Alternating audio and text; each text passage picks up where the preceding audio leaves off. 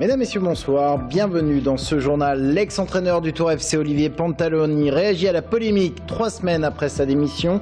Il se livre dans une interview accordée à la Nouvelle République. Dans ce journal, nous verrons également comment les supporters du club réagissent à la crise que traverse le TFC.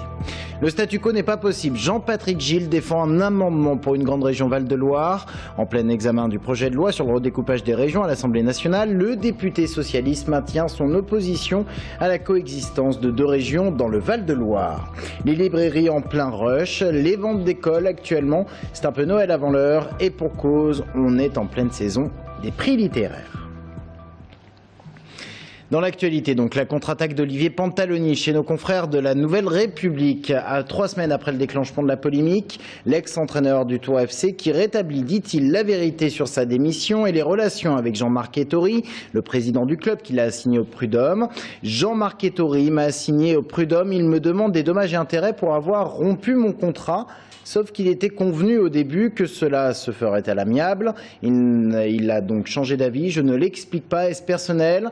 Est-ce le fait que je signe à l'AC Ajaccio? Est-ce le fait de l'avoir devancé et de ne pas m'avoir laissé me limoger? Se questionne l'ex-entraîneur. Et de poursuivre sur les raisons de son départ. Un objectif, la Ligue 1, impossible à atteindre en raison des finances du club et de l'impossibilité de nouveaux joueurs. On annonce des ambitions, d'accord, mais il faut s'en donner les moyens. Je suis surpris que le président ne soit pas au courant des comptes du club.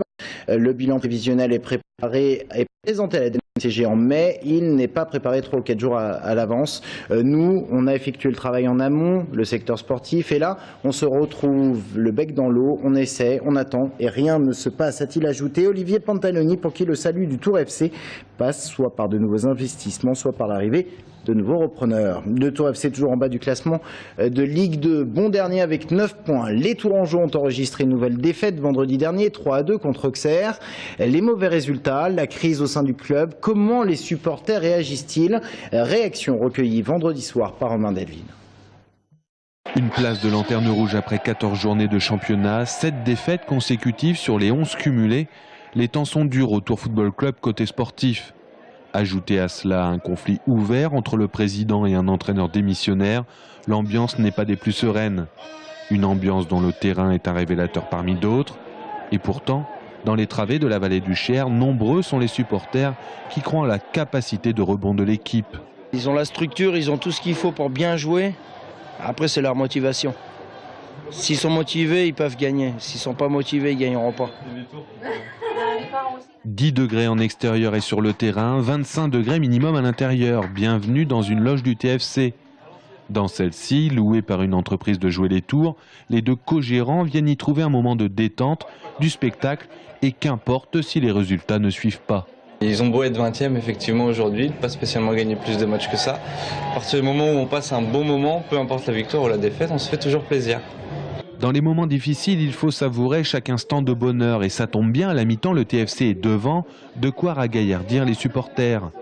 Des supporters peu habitués à suivre les turbulences sportives et administratives du club tourangeau. Ça fait bizarre, on n'a pas trop l'habitude, nous à Tours ici, c'est plutôt une ambiance assez familiale, c'est plutôt la campagne, on n'a pas trop l'habitude de ça, donc bon, ça nous a surpris.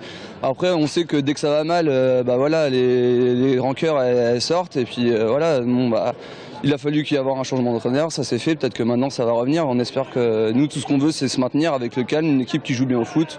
Voilà, je pense que là, la première mi-temps s'est plutôt bien passée, je pense que ça va continuer comme ça, il y aura la victoire au bout, puis ça va être nickel.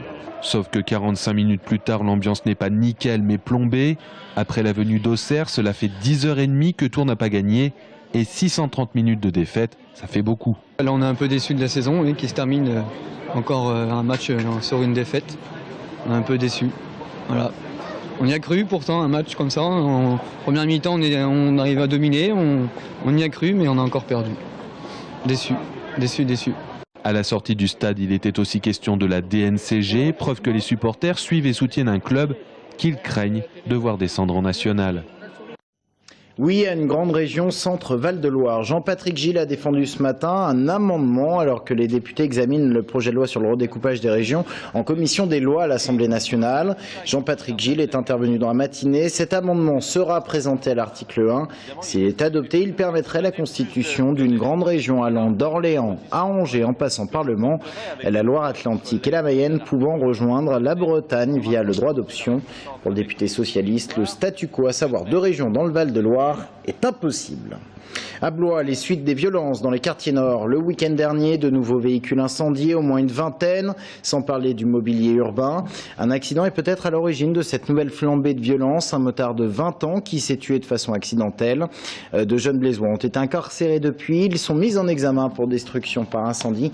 Ils avaient été interpellés dans la nuit de samedi à dimanche par la police. Ils étaient en train de préparer des cocktails Molotov.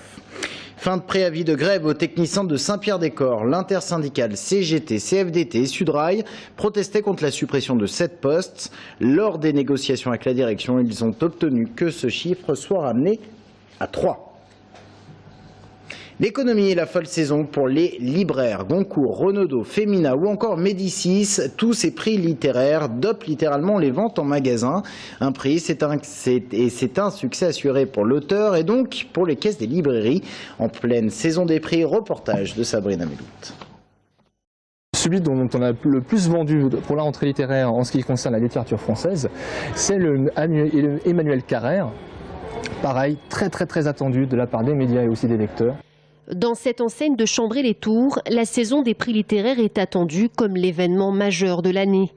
Car c'est précisément à cette période qu'elle booste son chiffre d'affaires.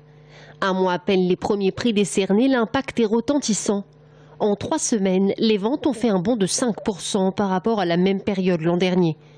Quant au chiffre d'affaires annuel, le pôle littéraire de l'enseigne enregistre déjà à ce stade 30 000 € de plus que l'an dernier.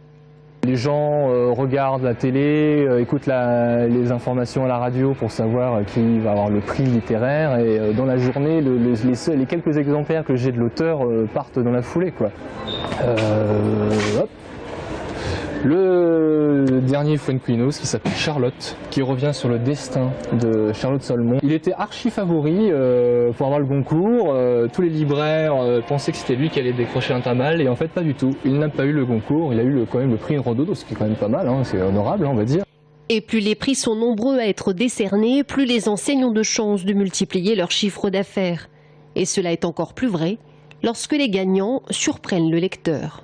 Par exemple, là, le Modiano qui a eu le prix Nobel de littérature, qui était totalement inattendu. Là, c'est vraiment une bouffée d'oxygène pour nous, parce que tout d'un coup, tout le monde veut lire du Modiano, parce que c'est un auteur français. Et la saison des prix littéraires n'est pas encore tout à fait terminée. Le prix Goncourt des lycéens, très attendu cette année, était la meilleure vente réalisée l'an dernier dans cette enseigne. En bref, l'extension du réseau fibre se poursuit dans l'agglomération tourangelle. À la fin de l'année, 10 000 foyers pourront, s'ils le souhaitent, accéder au très haut débit par fibre optique. 3 nouvelles communes en 2015 prévues, Chambray, Saint-Avertin et Saint-Pierre-des-Corps. L'ensemble de l'agglo doit être couverte en 2020. Un mot de sport, la victoire du Tour Volleyball hier soir contre Nantes-Rezé, 3-7-2.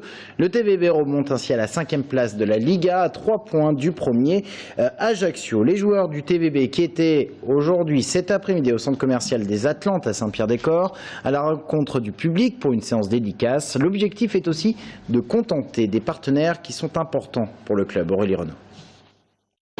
Bien, votre petit garçon, il bouge, hein? Je me rappelle plus de son prénom, c'est comment? Difficile parfois d'échanger, car certains joueurs ne parlent pas très bien français, mais le cœur y est.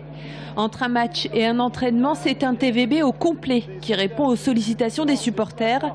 Certains sont venus caméra au point pour immortaliser une petite bise ou une photo avec les joueurs. C'est sympa, c'est quand même des joueurs professionnels, ça leur rapproche du public et nous, ça nous permet de les voir en vrai. On les voit détendus, souriants, plus proches, parce que quand on est au match, on les voit de loin, mais là on les voit plus de près. Signer des ballons et des affiches en plein centre commercial, un exercice auquel se plie l'équipe la plus titrée de France.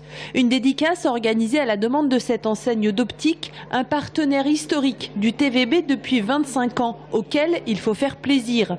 Les joueurs évidemment ont des obligations sportives, mais ils ont aussi l'obligation, enfin ça fait partie de leur contrat de travail, de répondre aux sollicitations de nos partenaires, qu'ils soient publics ou privés. Lorsque l'on fait nos cocktails d'après-match, les joueurs doivent systématiquement monter, rencontrer les partenaires. Difficile de caser ces opérations de communication dans le planning puisque le TVB joue pratiquement tous les 3 jours. Et pourtant, ceux qui survolent le championnat restent disponibles pour le public. C'est notre métier. Ça ne nous dérange pas, ça nous fait plaisir parce que comme ça on voit beaucoup de monde qui sont notre supporters, qui nous aident à gagner les matchs.